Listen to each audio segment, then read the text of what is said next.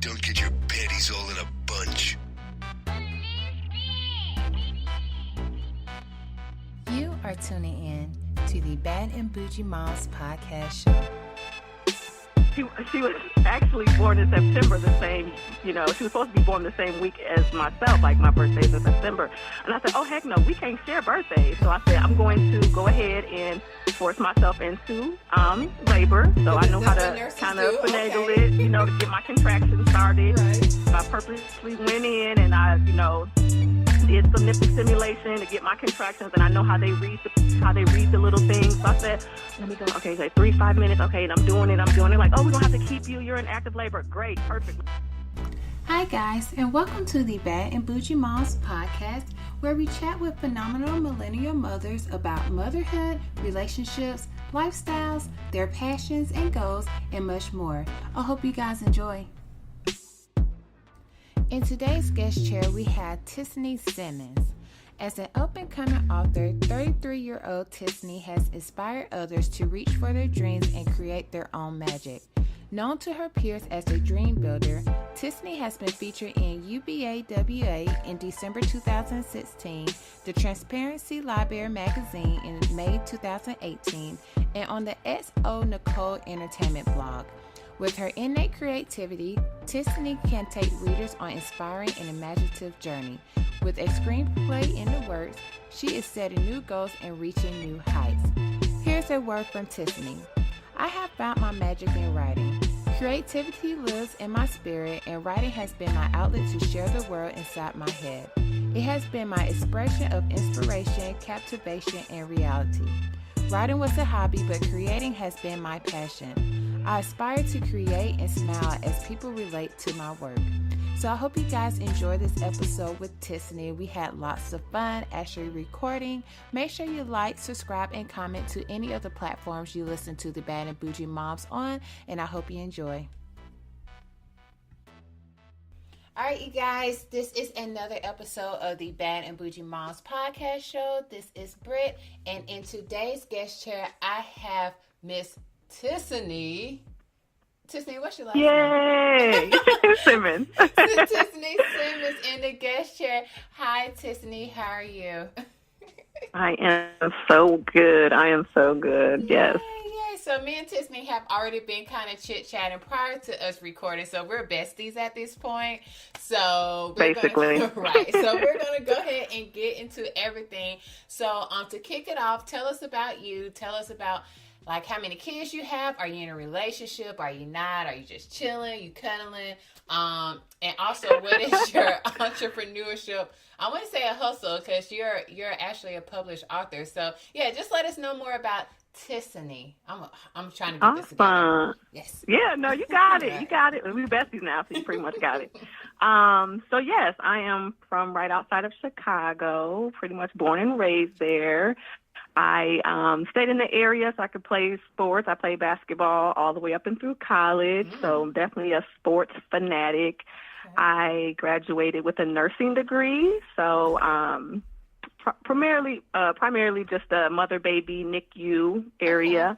Okay. But currently I like to call it more like corporate healthcare, so I moved to more of the corporate side of care management. Mm-hmm. So that's currently what I do. But I have 2 daughters. I'm married to my high school sweetheart, and we have 2 daughters who are 10 and 2. So that's a lot. But so yeah. So in the midst of that, I write books. So I currently have 4 books that I've written, 3 more on the way. So yeah, I'm excited about it. Wow. Okay. So wait, I gotta go back. All right. So to the sports, you say you play basketball. How tall are you? I am 5'5", so I play the point guard. Okay, I see you, boo. I see you. No, I play basketball too, but I drop the dimes. Right. I drop the dimes. So yeah. All right, yeah, but I'm 5'10" and a half, so of course they put me on post, even though I hated it. Like I'm such a girly girl. Yeah, I'm like, no, give me the ball. Like I wanted to be Dwayne Wade. You know what I'm saying? Like, give me the ball so I can shoot. No, they wanted me to be Shaq. I'm like, bruh, I can't. I'm not gonna get down on the floor. I'm gonna need to wear some knee pads. I don't want to mess up my knees. So yeah, it was. Just, oh geez. Oh yeah. Wow. Yeah. That's cool though. I'm like, I'm like a Chris Paul, Okay. Rondo minus the spit episode. Right. Yeah. The spit gate. I'm about to say, how you gonna put those two together? That's so funny. I know. I was know. I bad, love but Chris. yeah. No, when that whole thing went down, I was like, they're gonna take this Jesus boy child and make him fight in the public. Like, why are they gonna do that to Chris? Because everybody know Rondo been bad He's about such a good guy, but at least you know he got some hands though, just in case, you know. So I like that about him too. Right. I'm like, oh, we don't have to take his black card, so we get. He at least did what he needed to do. Yeah, right. Yeah, he still got some hands, so Right. he good. He good. I know. Everybody was like, "What? No." Like I said, everyone should. If you watch basketball, you already knew Rondo wasn't. You know, he ain't about that life. Like he always been the type of person who always get into it or kind of spoke his mind. Is. Yeah. So yeah, he is so dirty. He's so dirty, but when it comes down to it, he's not about that life. He's not at all. At all. All right. So you got a nursing degree, but you were in the hospital. And now you more so in the corporate sector.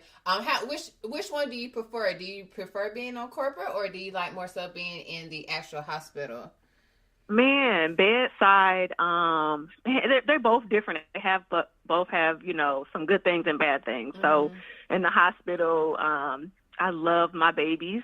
Okay. So I miss that for sure. My sick babies, and people are like, how you do it? The little babies that's the size of your hand, and they just so cute, and just my sick babies. So I do miss that. However, I don't miss the shift of the hours. So now hospitals do like 12-hour shifts, and so that can be tough, as you get older. So when I was younger and coming fresh out of nursing school, it was cool. But as I got older, I'm like, I miss, you miss out on holidays, you missing weekends with your family and stuff. So with this job, I'm able to work from home and be at home with my kids, and, I'm off on the holidays and things like that. So it's different. It has its gives and takes, but I like them both, Okay, yeah, it's funny you mentioned that. My husband, he's actually a talent acquisition manager. I have to make sure I say manager because he would look at me crazy if I don't. But for a hospital, so it's funny, like you said, my sister, she works at a hospital too. She's a benefits manager, but the fact that they have two separate schedules for bedside, hospital people versus the corporate, they get Christmas off. There was really no home life balance. It's just this is the shift. And really, if they were smarter, they'll change the shift to 5 to 5 or something like that, so that people can, a lot of the nurses are female and they have kids and stuff. So it's hard. It was real hard. Right. Trying to balance that as your kids get older and have school and all that stuff. So yeah, they need to think about that. I know. I understand. All right. So talking more about kids, you say you have a 10-year-old and a 2-year-old girls, mm-hmm. 2 princesses. All right. So tell us about the 2-year-old pregnancy story, because my thing is I can't really remember what happened 10 years ago. So let me know about the one that was recent. How did that go for you? Girl, so it's crazy because the first pregnancy, it was perfect. It was absolutely perfect. And so what made me cry for 9 months with this one is because it was so different. It was so different. I was sick. I had the different taste in my mouth. Mm-hmm. I got bigger. My weight was, I gained so much weight. So it was just carrying her for 9 months was just a disaster. So I already knew coming out, this child is going to be the one that gives me problems. Okay. So, so even when she was actually born in September, the same, she was supposed to be born the same week as myself, my birthday's in September. And I said, oh, heck no, we can't share birthdays. So I said, I'm going to go ahead and force myself into labor. So I know how to kind of finagle it, to get my contractions started. Right. I purposely went in and I, did some nipple stimulation to get my contractions, and I know how they read the little things. So I said, let me go. Okay, 3-5 minutes. Okay, and I'm doing it. Like, oh, we're gonna have to keep you. You're in active labor. Great, perfect. Let's go. So they gave me the Pitocin, for sure. As soon as I got there, what's your name? Give me the epidural, please. Right. That's all I'm worried about right now. Make sure I get that infused, so I'm good. And once they turned up that pit, it really don't take me long to have babies. Really, it wasn't long. I think they gave me, at midnight, I was just chilling, but they turned up the pit, I think, at 6, and she was born at 10 and stuff. Yeah, so it was fairly easy. She was hard to push because I think they said her face was upside down or something like that. Okay. And so she was like, I'm going to have to cut you. I said, hold up. let me just push one more time. And then, you know, I'm sure she'll come out. So I did like one really big push, and that kind of got her out. But it was, you know, it was fine, like nothing crazy or anything. But I did force myself to go into labor because I was kind of selfish. Like, no, we can't have the same birthday. So, because I'm just thinking, I bet either having like a nurse or a doctor going to like having babies, I bet y'all are probably the worst patients. Like, because y'all think y'all know everything. Like, you have to, well, you do know everything because that's your profession. Yeah, and I don't necessarily tell anybody like I'm a nurse. I usually don't say anything, but you know, I just know what they're gonna do. You know, if you come in at nighttime, they're going to hold you until the morning because they don't want to deliver no baby during their shift. I know. They want to do it like right at shift change. So I'm like, okay, I'm gonna go into the hospital at this time. Then I'm gonna start my contractions. So I'm in there under the blanket, you know, stimulating myself. Like, okay, all right. Then they're gonna do this. You know, so I had to calculate it out because I already knew what they were going to do. I knew what they were going to do. So I'm laughing because the it worked out perfect said, for me. right, but the things you said that you knew they were going to do, they did it to me because I went in at night with Remington, the youngest one, the one who just turned 1, and I had to do the same thing. Like, when the day of, we went to the OB, and we was like, well, Rashawn was like, yo, I already took off of work. They gave me 6 weeks, so we need a baby to go ahead and come on. Like, we just need to call her in. And I'm like, okay, cool. So they went ahead and called me in, and like you said, they're trying to, and I know my body. I know I need Pitocin in order to go ahead and get the contractions going. I need for you to give me my epidurals, you know, whatever. So, and this is my 3rd round. So I think I know what I'm talking about. So one of the little new nurses, I asked her, I'm like, well, how long you been nursing? She was like, oh, I just got out of school like a year ago. I'm like, fuck.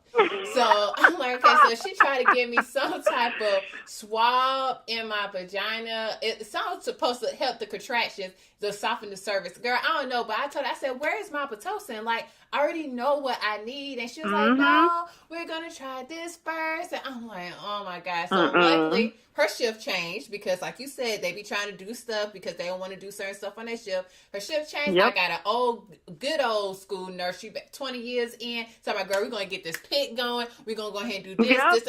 I'm like, thank God. Thank God. Girl, they'll turn it all the way up at like 6 o'clock. Like, okay. I'm like, they're like, get your rest. You're going to need it. No, come on now. This is my second baby now. Come on, let's get the show on the road now. Right, come on. Just turn the pit up. Exactly. Get this baby out of me. Girl, no. I don't.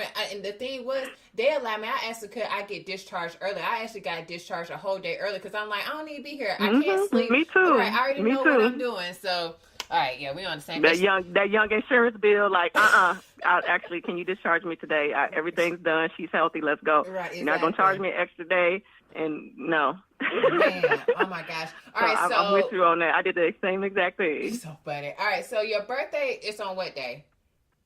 It's September 21st. September 21st. Oh, so she's September 11th. Oh, so you're a Libra. She's a Virgo. Mm-hmm. Oh, okay. Yeah, she's perfect. I can't even. Yeah, I'm a Virgo too, so I already know. She's going to be the perfect person ever in life. Oh, yeah. She's going to be special. I can tell already she's going to be special. All right. So with having a 10-year-old and also a 2-year-old, what type of parenting advice would you give to a new mom? Find an outlet so you can run.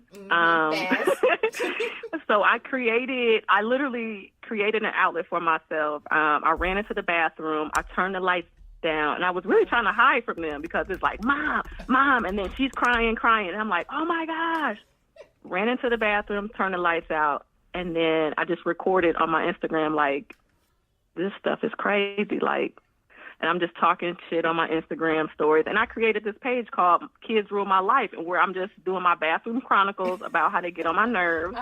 And that's just really been my outlet. So I take notes on it like, oh, this gets on my nerves. This gets on my nerves. So I just created an outlet, you know. I do that. I work out or I find time for me, basically. So that's really just been my balance and keeping me sane. So definitely I would tell everybody to, you know, find an outlet, whatever it is, because kids will test you and they'll push you right on the edge of life. Okay, especially because once you have a kid, especially with a 2-year-old, I know you get no privacy because even if they see you going to the bathroom, they're right behind you knocking on the door.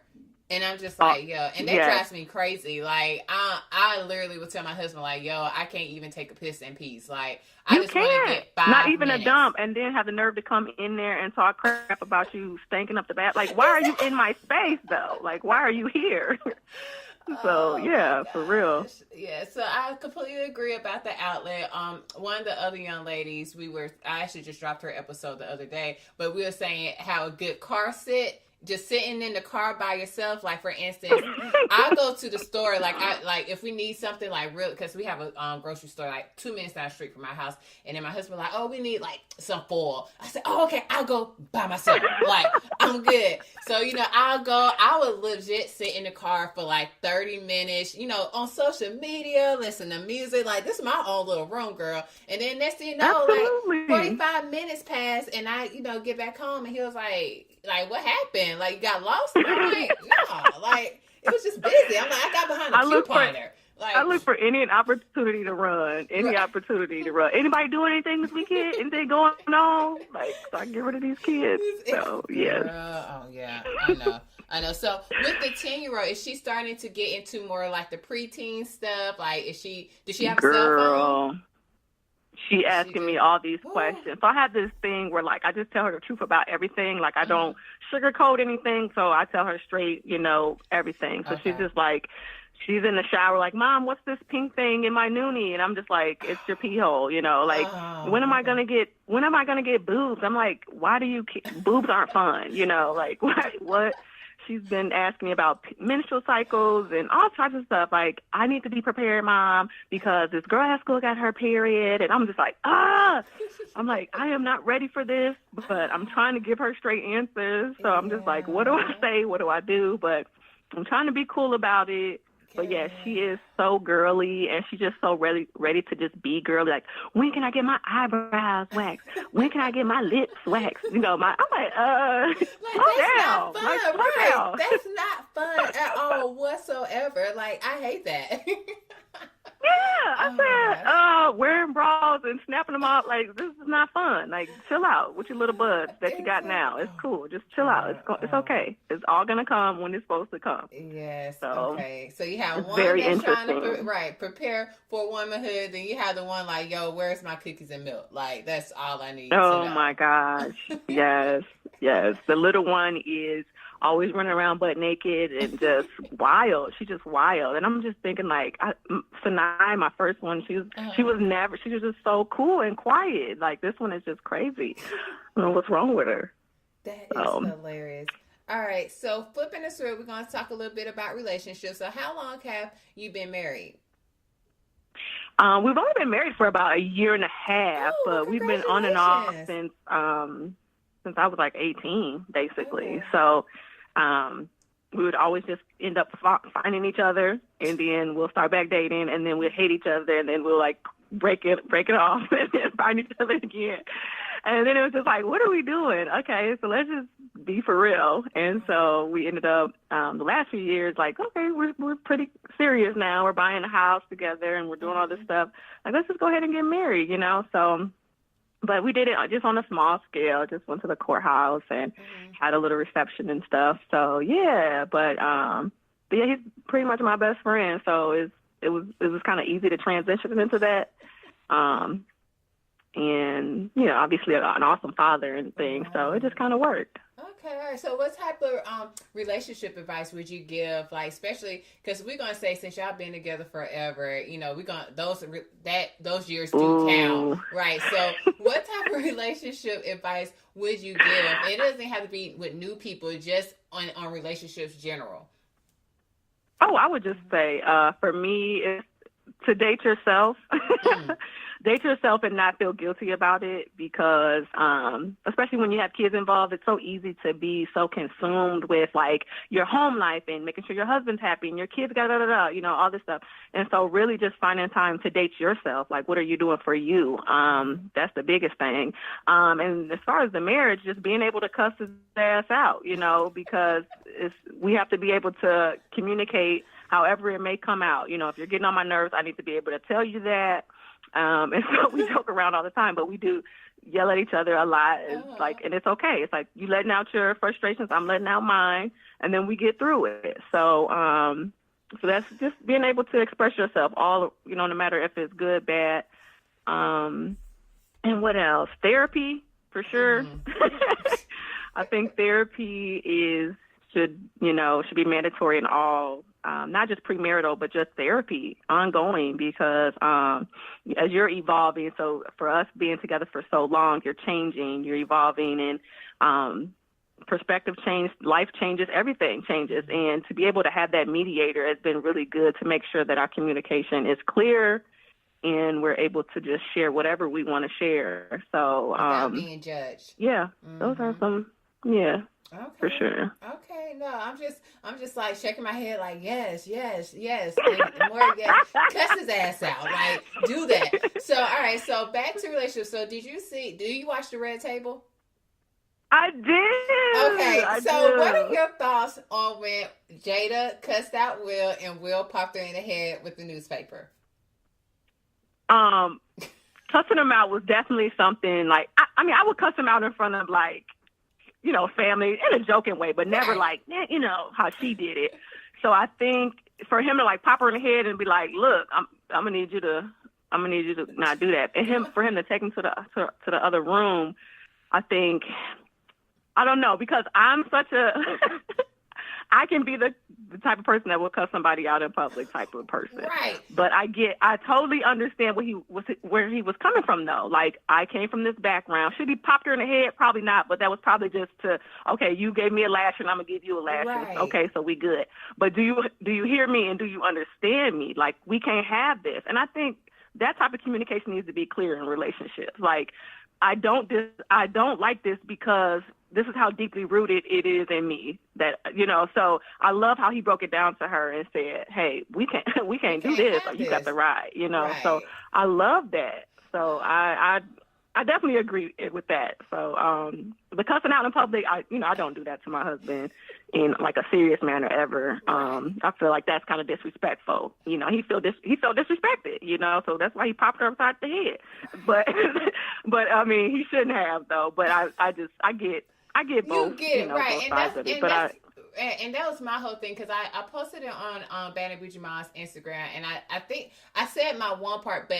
And honestly, I see both sides. I do feel like, of course, everybody knows she was being disrespectful for cussing him out. But you have to think of also the personality they both have behind it. Will is probably funny as shit. So if when he hit her with the newspaper, I doubt people was looking like, oh, I just beat Tina. You know what I'm saying? Like, I don't think it was that type of perspective. It was just like, that was his reaction, whatever. But then on the grown folks side, excuse me, you have it where, okay, maybe he could have just, two wrongs don't make a right. Maybe he should have said, yo, come to the back for me right quick. We need to talk, and then actually retaliate. But then again, I'm just like, for the real, because I'm not going to say that. I'm going to say we don't hit each other, but we know each other personality. Like you said, we would never disrespect each other. But if he grab my arm or whatever, no one's gonna be looking like, yo, like, is she getting beat on the low? So, right, you know what I'm saying? Yeah, so, I definitely, I definitely feel you on that. And I feel like, and that's what usually couples do. Like, if they feel like they're in a situation in public, it should be handled behind closed doors. I was super, I respected him for that, for taking her to the other room and saying, hey, like, what the hell? So I definitely get that too. And I'm sure that whoever was in front of them knew that they were, I mean, I don't know when she cussed them out. I can't remember if she said, if she was serious or something about it, or maybe I can remember if she was joking or was she serious. Right, and I think she was serious in a competitive way, because they were playing the game. Oh, but okay. I'm like, okay, they probably had alcohol about. Jada seemed like she was a firecracker anyway. And then the fact is, at the end, it was kind of at the end of the episode when she was mentioning like she doesn't like the whole concept where it comes with the white title, like she don't like the boundaries and stuff like that. So going from that mindset, and then you see when she was like, she cussed him out, and then again, society is like, oh, you're the wife, you're supposed to be quiet, you're supposed to be seen, not heard. She probably like, man, fuck that. Like, you making us lose, whatever. So y'all seen that movie. She's like, Shane, Right. Shane. Like, she was a hothead in that. That's all I could think about when she was saying that. But no, I totally agree with that too. Like, we definitely don't place no, no labels on who should be doing what, and we just care for each other, how we can and when we can, and not necessarily like, okay, you're the wife, you're supposed to be doing X, Y, Z, or talking a certain way and things like that. But yes, I definitely agree with them on that. And I think that's why they really have had some longevity in their marriage, is because they've just been so open. Like they're saying, like they had that open marriage or whatever. But open marriage is not necessarily like about sexual partners, but just open communication about every and anything, and how you feel, and being able to express yourself. So. Right. So with that being said, when he said that he has a science behind everything, when he talk about relationships and all stuff, was that the go ahead and say they into Scientology, or was that just on our opinion? Look, I think this is my thing, because you getting it right on the head. I think he may be more into the Scientology, but I think she is more of like spiritual. Like, she's more like, I would say, into like that whole spiritual realm of that whole spiritual movement. Because I feel like in the last season she was talking about her meditation and just energies and all that, and I was like, okay, so she's really into all this. But then he's more like, okay, everything is a science to me. So I don't know. I just feel like I think he might be more into that, and then because he's all like philosophical about everything, but she's so laid back, and I don't think she fits into that realm. So I'm like, they must do their own thing. Yeah, they have to, and it's funny.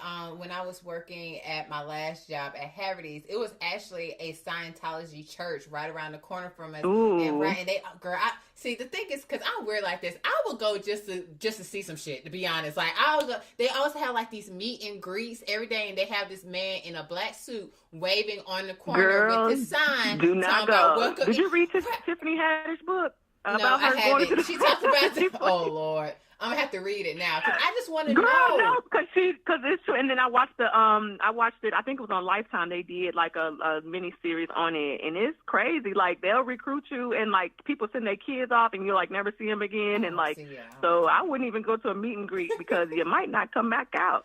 Girl, but the thing they might convince you to some stuff, right. And then they ship you off, and That's so it. No. But no, when I say he was on that corner like religiously, like every morning at 8:30, he was on that corner waving cars down, and I'm just like, okay, this is weird.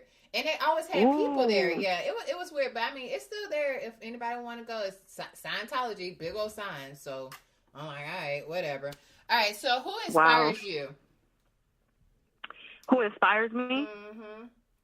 And don't say Oprah, don't say Beyonce, don't say Cardi B, don't say your husband. No, actually, it wouldn't be necessarily anybody famous right now. I feel like it's just probably just everyday women that are doing amazing things around me.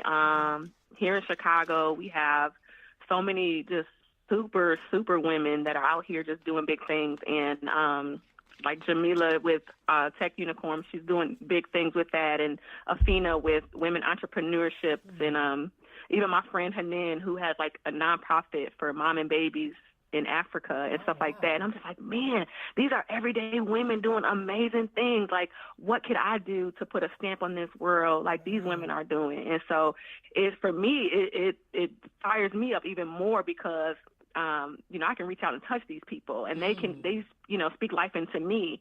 And I mean, on a higher scale, I love the creatives that are out there, Yvonne and Issa Rae and all those girls, and Lena with her directing and stuff. So like I follow them, religiously, and I'm like, oh my God, they inspire me. But yeah, really just some everyday women, that I talk to very closely and have relationships with, and we're all just kind of feeding off one another and pushing one another. So that's who really inspires me. That was nice. Have you listened to Yvonne Orji's podcast? Yes. Yeah, I listened to a couple. I don't know if it's still downloaded on my phone, but I did listen to a couple of the episodes, and it was cute. I like it. They have a good energy between each other. Yeah, they do. Yeah, she's so funny. But just some deep stuff. I was just on a trip last week, doing a book fair, and I was listening on the way back, and my sister was like, "Who is it? Who are these ladies?" And I was like, "Girl, they are so funny." But yeah, I definitely encourage anybody to listen to them because they really drop some real gems, especially when you're you're starting to, well, if you're going hard into whatever you're into, like me just being an author and just from the beginning, like, okay, this is how it's going to be in the beginning. This is how, you know, the transition is going to be. And once you get bigger, this is how it's going to be. So be prepared for this. So it's really informative. It's really informative. Okay. All right. So speaking about being an author, let's get into that. So you have published how many books already? Yes, I've published 4 books. 4 books. 2 children's books and 2 like adult novels. All right. So tell us about the beginning. How did you get your start about writing books? Did you just wake up one day like, yo, I want to write, you know, kid books? Or was it something that you always, you know, dreamed about since you was like 8 years old? Like, how did you get your start? No, I was a kid always telling stories to my mom, and she was like, "You always telling some stories, your lying ass. Like, you always telling stories." So I was always being the creative one, you know, getting us out of trouble by coming up with a story like, "This is what happened. The road turned around, and then it popped open, and we jumped into the hole." Like, we just coming up with crazy stuff. And so I feel like storytelling has always just been in me. Even in high school, we had a book we would pass around. We used to write, you know, stories and stuff with juicy, probably about stuff we weren't supposed to be talking about, but it wasn't until, like, I got older and I was just looking around me like, dang, you know, my family is dying off. My mom, you know, she had 10 siblings. And so they started dying off. And I'm like, man, I don't even know these people. Like, I need to get their stories and stuff. And so got the story of my aunt. And I was like, oh, my God, like, this is why you're addicted to drugs, you know. And so that's where my first book came, Generational Curse. And it's really about it's about 3 generations of women who are dealing with their different curses. And so the youngest one is a teenager, and it just talks about her just looking at, like, her mom who is love crazed and her grandmother who's addicted to drugs, and just, like, having that feeling of being cursed. And I just remember having that feeling like, okay, I'm in this situation. I'm in this, like, low-income housing, no father. I'm a statistic, basically. Like, am I supposed to do something with my life? And wasn't really sure where to go. So I kind of wrote that as a inspirational story because my counselor came into my life and was like, you can be somebody. Like, you don't have to end up in the similar situations as your environment. So that kind of happened. And then I really wasn't doing it to, like, sell, you know, make money off of it or anything. I just did it to really inspire my friends and family. And then even the kids' books, like, I wrote those with my daughter because I just wanted to do something to inspire her and connect with her. And so we wrote that series together, La La Ladybug. It's about a little chocolate girl with magic in her shoes, you know, and so that was just fun to create. And then I just started getting all these affirmations from people like, man, you should be doing this and you should be doing that. Like, when's the next book and da-da-da. And so I ended up writing Exit 27A, which is about a young nurse and dating in her mid-20s. And just, like, I call it the love triangle between finding new love in the future or staying with old love from the past. And it's a pretty awesome story, but just her battling that whole dilemma, like, okay, should I stay with who I'm comfortable with or should I just try something new, you know? So a lot of females were like, dang, you writing my story. So just, you know, just simple, relatable stories. And then I was like, you know what, I would love to do this full time. Like, I would love to just create and write stories. And, you know, so the Generational Curse, you know, I'm trying to do a short film with that and, you know, sell the screenplay and stuff. So I just want to do more with it and put the stories out there. So, so now I'm just pushing. I'm just pushing. So you're a legit creative. Like, that's your passion. Yes. That's awesome. Absolutely. I can hear it in your voice because when you was talking about nursing, you was like, yeah, I love my babies and all that stuff. But then when you talked about the books and your stories, I can feel it. Like, that's what you want. Awesome. Yeah. Like, and it took me a long time to come to that realization. Like, this is your passion. You should be doing this. I'm like, oh my gosh, you're right. So I just been trying to go hard with it. Oh gosh! All right. So with you being an author and a storytelling, everything, did it trickle down to your kids? Like, do your daughter, especially the 10-year-old, does she enjoy reading books and, you know, writing stories and things like that, or she's like, "No, I'm gonna leave that up to you, Mom"? No, absolutely. Like, she is. She's always been like. The one has a video. Like, she's always making videos of herself and wants her own YouTube channel. And, like, so she has her own creative, you know, vibe. She's trying to write she's in the middle of writing her own little story too. And I was like, if you write it, I said, once you write it, I will help you publish it. and we'll publish it, So we're working on her story currently, and she was always like, I need you to come read to my class, and I'm like, dang, we gotta do this every year. So she was like, what book you gonna read this year? And I'm like, I can't read those are children's books. Like, you in 5th grade now, so I can't, like, she's like, you ain't got no books for 5th graders? I'm like, girl, like, you write your own book. So then she started her own book, but it's cute, and I think she definitely looks up to me and appreciates it. So, but she's definitely going to be the older one is definitely going to be creative. The young one probably, I don't know what she's going to be. She's so bad.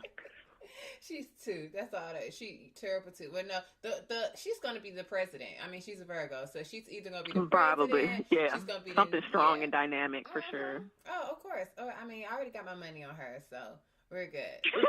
We're good. All right. So we talked about you with your books and stuff. So as far as so on the entrepreneur side, what type of things have you put in place in order to get your book out there? Are you pretty much just self-hustling by yourself, just making sure, putting them on the corner? Like, what are you doing to make everybody aware that these books are here? Yeah, I'm doing exactly this. I'm getting on podcasts. I'm going to book fairs. I'm going to different events just to put my name out there. So really just hustling. I hired a PR company. I just spoke with a strategist yesterday. So really just going all the way in, like, okay, what is the best move to make to go get me into this direction? This is ultimately the end goal is, I want to be, a bestseller for sure. I want to create some screenplays. Obviously I would love to see my stuff in the movies one day. And, so I'm really just going hard in all areas right now. So I've been all over the place. I know my husband was like, if you don't sit down, like every other weekend is something else, but I'm definitely going hard. I'm trying to put my hand in anything possible to just put my name out there for sure. Nice. So how do you balance being a wife, a mother, and an entrepreneur?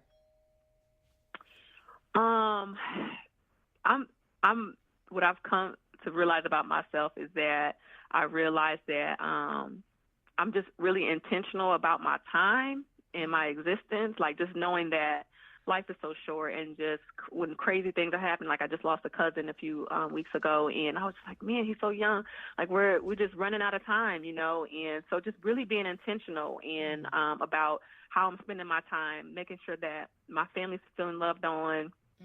So that time management comes into, place for sure, making sure everyone's feeling loved on, and then finding time for myself and my dreams. And so I just had a conversation with my daughter, like, you need to always find time for your dreams and your passions, no matter how much time a day. So for me, I spend an hour a day on my creative stuff. So just making sure that I'm being intentional about it. Like, okay, this is a part of me, and so if I'm not doing it, I feel lost, And I in my new book, it's called Dirty 30s, just talking about life in your 30s and stuff.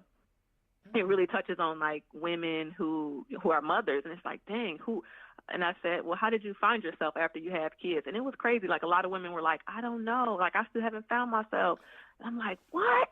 Like women are out here still feeling lost, like they don't know who they are and haven't had time for themselves. And it's crazy because even being intentional about it, right? But even in the part that I'm starting to figure out now is that once you do find yourself, I'm going to see how I can, I'm just going to say it straight because there ain't no way around it. But once you do find yourself, you start feeling guilty that you have. So it's like, and that's the place that I'm in. I guess it's a 32 syndrome. I don't know. But I found myself. I found out what I wanted to do. I found out what my passion is. I know I'm like you are. I'm a creative. I'm an entrepreneur. Yeah. If it's to the point where me, I would take a less paying job that would allow me to be more flexible for me to work on my brand. That's just me at this point. However, let me tell my husband that. He be like, girl, what? Huh? You gonna do what? And I'm like, I'll be more flexible. And he like, nah, dog. Like, he equates money to your worth. And I'm past that. Like, you know what I'm saying? Once you get your degree, boom, okay, you got it. Once you worked in a corporate set, you know what I'm saying? I've accomplished that. I know what I could do. If I want to go and get another, $60,000, $70,000 salary job, I could do that. However, I don't want to have to be calling up my boss saying, hey, my son has an award ceremony. I'm going to be late. Like, I'm good. You know what I'm saying? So it's just, once you find yourself, it's like, oh, okay, you find yourself. And then now it's having to deal with not feeling the guilt of, being a mom, doing something for yourself, and being able to talk to other people about what you want. Because some people not going to get it. They're just, their mindset's not built that way. So yeah, it's a struggle. I need to go talk to a therapist. That's what I need to do. No, for sure. And you know what? The crazy thing is, just like me just speaking to a lot of people, because this book I'm writing now, was done now. But when I was talking to people, is a lot of women are going through the same stuff. And I'm just like, dang, life in your 30s is really tough, like crazy. But just speaking on what you said about the feeling guilty part, that's crazy you said that, because I was just having a conversation about my friend about that as well. Like, we shouldn't have to, but even what she was saying, like, but ultimately when you're happy, everyone else is happy. Yes. When mama's happy, everyone else is happy. So, we shouldn't have to feel guilty about it. You need to do what you need to do to feel good about ourselves, so that we can make sure that we're good to love on everybody else. Because, everybody know the woman keeps the house afloat. Exactly. But so, you know what I'm saying? So I just feel like if we're grinding and doing everything we're supposed to do and just feeling good about ourselves, then I think it trickles down to everybody else, the kids, the husbands, friends, family, and all that stuff. So we shouldn't feel guilty about it. Girl, I think it should empower us, and should. people should be more understanding about it. They should, but we talking about dudes here, so it's whatever. If it ain't practical, they don't want to hear right, it. Exactly. It's like, if it's not black and white or anything, it's like, oh, okay, because it's fun, because we just had this conversation yesterday, and I'm like, and I understand it. It's not, because some people get very attack, it's attack mode, and be like, you just don't understand, you don't get me, all this stuff, and I'm like, yo, I understand that you don't understand, because for a guy, things have to be tangible. Like, they have to see it. Like, oh, like, for instance, writing books. Oh, you just writing these books and it's just sitting there, like, what?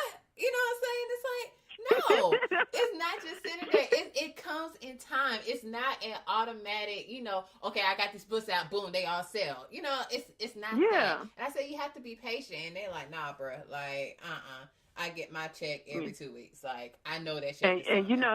And us Virgos, like, when we want to do something, when we have our mind set on something, oh, that's right.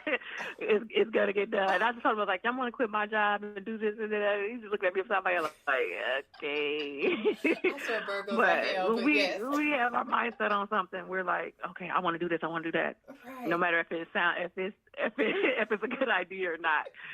And if it's not a good idea, it's like, it's cool. We might fall on our face, doubt it, because we never do. But if we fall on our face, we're gonna own it. You know what I'm saying? Like, we're gonna own that we are. But yeah, same way here. Because at this point, it's like, I just give you a courtesy. I already have my mind made up of what I'm gonna do. I'm just letting you know what I'm gonna do, so you won't be surprised when I do it. Period. Absolutely. That's me, girl. That's me. Oh my God. Yes. All the time. Girl. He's just like, okay, you gonna do it? All right. And then when I do fall on my face, I'm like, all right, what did you learn from this? Like, okay, right, next time I'll do this. Right, but then again, we super emotional, so we cry about anything. So it's just like, oh my God, yes. Girl. I could talk about this all day. You hear me? Yes. Oh my God, that's on my life. Yeah, we here. I should start a Virgo podcast. Like, only have Virgo people. Oh, that would be so bomb. Like, I'm gonna do a Virgo. Oh my segment. God. Yeah, yes, I'll do one honey. next year for the month, because I know a lot of Virgo women, and they're amazing, just like us, because we're amazing. But the Virgo guys, I know probably two, but they get on my nerves. Like, I don't Girl, know. they're so opposite of us. Exactly. So people are like, Virgo men and women are so opposite. Like, people will tell me, like, never date a Virgo man. Like, I'm like, what's wrong with Virgo? Right. They're like, okay, not the women. Y'all make great friends. Y'all awesome. Y'all do amazing things. Y'all dynamic. All that black girl magic, all that stuff. But y'all, the men, they said they are terrible. They I'm like, are. really? Girl, I try to date at least one. I couldn't even do it. Because they're very... they're very analytical like we are, but they're calculated on the wrong end. So they be calculated like, how can I make this date work and go ahead and see this other girl by 9:00 type stuff. Because women, we're not built like that. You know what I'm saying? It's like, oh, he's so sweet. I really like him. I'm gonna make sure I do all these nice things for him so I know he's cool. But no, they're very, like you said, straight opposite. They're trying to see how much can I get done at one time without getting caught. Oh, that's what I figured out. I never dated a Virgo male, but I've heard from a lot of people that Virgo males are terrible. I was like, what? Well, at least the women we carry the Virgo nation proudly. Exactly. All right, so we are about to wrap up the interview, and of course, at the end, everyone who's listening, we do a segment called the Hot Seat, which is 5 random questions that we ask our guests. So, are you ready to play? Are you going to play? Do you want to play? I'm ready. I'm ready. All right. I'm nervous because I've heard some of your questions. I'm like, ooh, trying to get me in trouble. I had to tone it down, honey. I had to tone it down because we do got some church folks listening. So, because the first round, the first 2 episodes, it was something else. But I figured out. I'll have to go back. Right, go back. Because, like, for instance, one of the questions was, like, what's your favorite position in bed? But I feel like since we all are adults and we all have kids, majority of the women who was on the show is married, like, people know you doing it. Like, just give me some pointers. Like, I just want to know. Right. Yeah. That's still, or have you been to a strip club? I think one of my homegirls never been to a strip club. I'm like, girl, that's where you find the moves at. Like, that's where I just go to find out what's up to date so I can try it out. That's it. Girl, we just went to one in Atlanta. I said, OMG. It was fun though. Oh, girl, I just we went. Well, I think was it yesterday? Yeah, it was yesterday. We went out to go get something to eat, and my husband took me by Honest. I never been to Honest before, so I said, I'm like, oh, we gotta go. He was like, yeah, you'll probably like Honest, because the thing is with strip clubs, I like the girls who be doing like flips and stuff, and who be hanging like out on the bar. Yeah, like that's why I didn't like Onyx though. Oh, okay, good. I'm gonna have to go. I didn't like it. I'm like, first of all, the pole is like 2 inches high. I'm like, who climbing up that and doing tricks off of that? It's so little. But that was like years ago, so I don't know if it changed. But I had went with some friends, and I'm like, no, how are they supposed to do all the tricks on there? They're like, no. I think one girl came out and did one trick, and it wasn't even amazing. It was like upside down something. We're like, and we're leaving. So it wasn't a good experience. Like, we're out. It wasn't a good experience. Oh, they had this documentary. I see it on my Facebook page all the time. I wish I knew it. I'm gonna have to find the name and link it. But it's a documentary about Atlanta strip clubs. I think it was on an Instagram sponsored page. I don't know, because you know how now if you click on something, on your, like, on the internet, it start popping up everywhere else on your social media. So now it pops up everywhere for me about these strippers. But it's a stripper documentary, pretty much, telling you how the stripper life is, how much money they make, the fights they be getting in, how they get into the business, why they can't get out, even though they make so much money. But it was like a 7-episode series on some type of black network. Girl, that was the best. I watched the entire series the same day. Like, I binge watched the series. Seriously. You're going to have to tag me in so I can watch that. I'm going to have to find out what it is. Yeah, like, because the thing was, I'm about to be so wrong. So, of course, you had to sign up for the little black network thing. They ain't had no trial period because, we black, so they want all their coins. So, I went ahead and signed up. I think it was like $7. So, I went ahead and signed up. But I canceled it the same day. So, hopefully, they didn't charge my account. I didn't even look. But yeah, so they were just saying, like, some of these girls, they be making like $3,000 a night. And they were just saying, they were just saying, of course you're not supposed to like get drunk or get high before you go on the stage, because you got to make sure you're coherent to count your money. And then they said that a lot of girls are backstabbing, like they will steal your money and steal stuff out your locker. Girl, it was crazy. Talking about the house moms and stuff. And yeah, you have to watch it. I'm going to tag it. I'm going to find it because it pops up all the time. Now I feel like I'm a freak because, like I said, it pops up. Wow. Yeah. So I'm going to have to tag it. All right. So we're going to go ahead and move on. All right, so question number 1. Let me get my questions out. And like I said, they're not that bad. All right. Are these it? These are it. All right. I had to write some new questions, so I want to make sure I got them. All right. So question number 1. If you could trade places with one person for a day, who would it be? Trade places with one person. Oh, dang, that's a good one.